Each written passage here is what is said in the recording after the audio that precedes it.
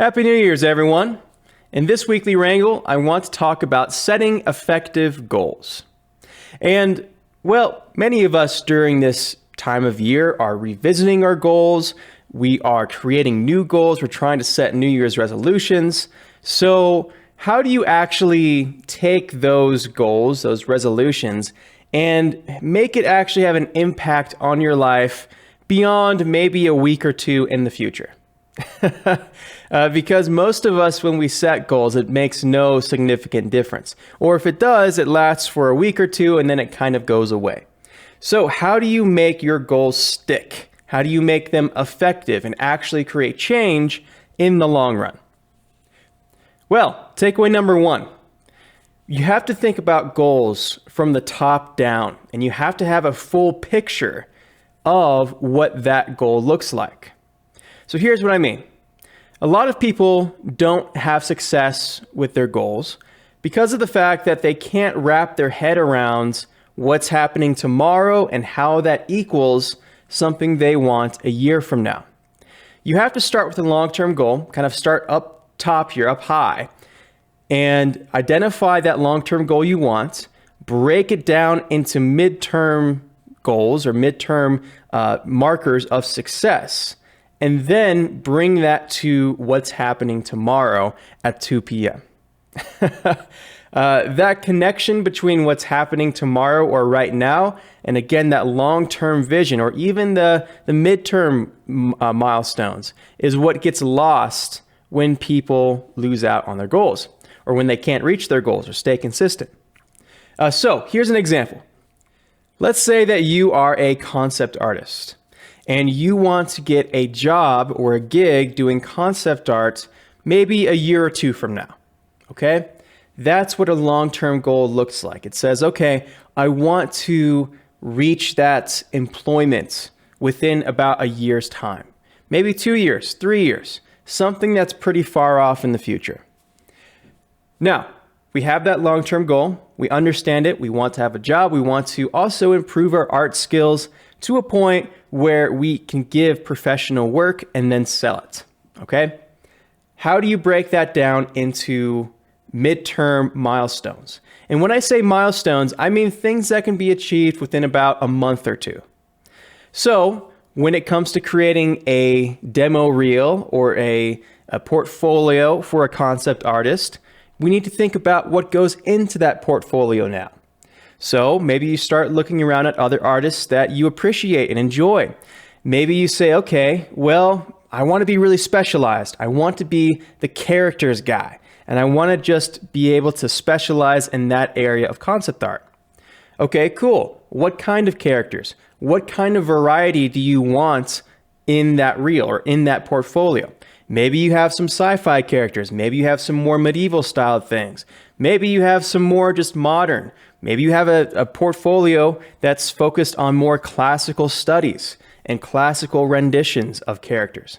Maybe you have some portraits. You can go down the line of what kind of ingredients feed into that portfolio that equals the long-term success, and that will give you milestones to reach, again, within the next month or two.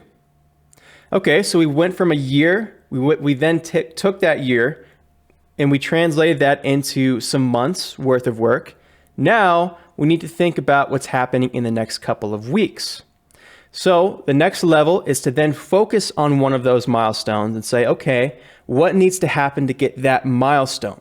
Let's say it's focusing on classical portraits. Okay, well, I need to study how classical portraits work first. I need to maybe learn from other artists. I need to go through some tutorials. I need to go through some exercises to improve my skills to get there. So in the next couple of weeks, maybe that's my focus. Next couple of weeks is study, R&D, it's learning from great people, and then it's going through exercises and practicing that thing. Cool. 2 weeks of practicing or of R&D, and then maybe 2 weeks of applying what I just learned to make that portrait piece.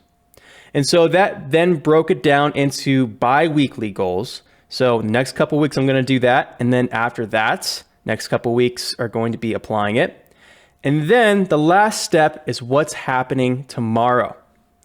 And what's happening tomorrow is that at, let's say, 8 o'clock a.m., I'm going to set an alarm on my phone, and that's when I start researching. And I've picked out all the different videos and tutorials and things that I need to learn to start studying classical portraiture. And see what I did there? I took something that was way up here and I boiled it down to what's happening tomorrow. And beyond that, I did something really practical. I set an alarm on my phone so that I gave myself a daily reminder to show up. Now, this is something that I've talked about in a different wrangle of what to do when you don't want to do something, because there's going to be days that you don't want to study portraiture. And when that happens, the most important thing to do is to just show up. So do check out that wrangle at some point if you haven't. But the bottom line is that when you set a goal, or when you set these resolutions for something that's in the long term, you have to bring it all the way down to what's happening tomorrow. And again, I'd recommend thinking about the milestones, which take about a month or two, then think about the things that take a week or two, and then think about what's happening tomorrow. Try to bring it down like that, and it will inform your decisions on what needs to happen tomorrow to reach that thing which happens a year from now. If you can get your head wrapped around all of that, then you're way more likely to actually reach your goals, because many people, again, never wrap their heads around what they're doing or how their daily habits actually equal something significant in the next year or two, right? So anyway, I hope that these techniques can help you out. It's personally what I do. There's a lot more hacks and techniques when it comes to setting effective goals, and part of it is just knowing yourself and knowing how to hack your personality to set it in the right direction. But I hope that 2022 is a fantastic year for you guys. In spite of all the trials and tribulations that we've faced thus far in the past year, I hope that 2022 works out for your goals. I hope that you can reach them with success. And until next time, I will catch you later.